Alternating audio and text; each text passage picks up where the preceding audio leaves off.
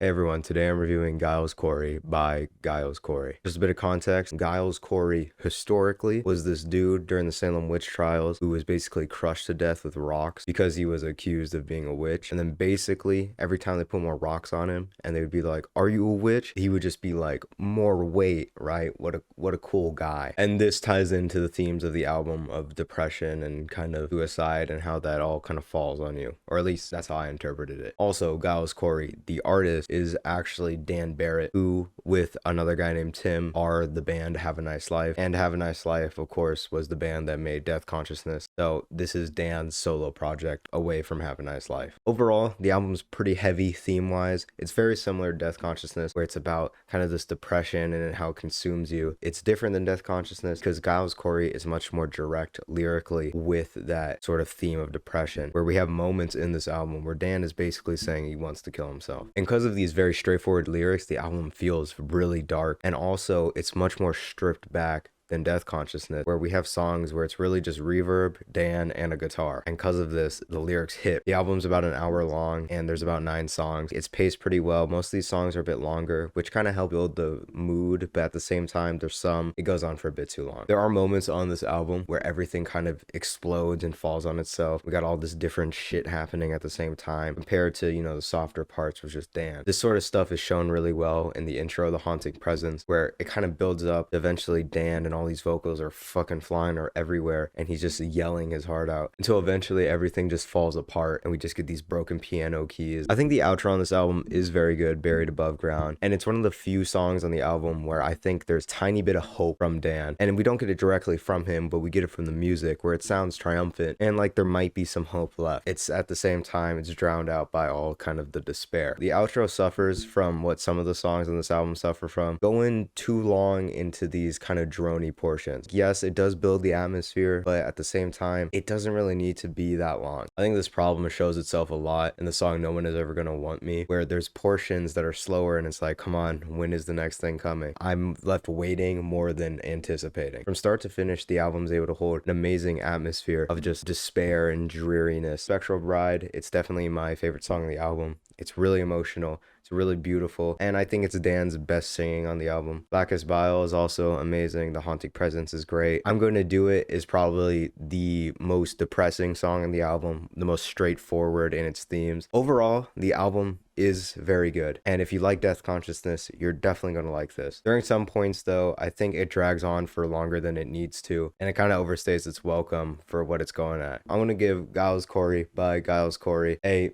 9 out of 10. So that's what I thought about the album. Do you like the album? Do you not like the album? And tell me in the comments below, or say some other shit. Thank you for watching, and have a good day. In ghostly white, I'll be your spell.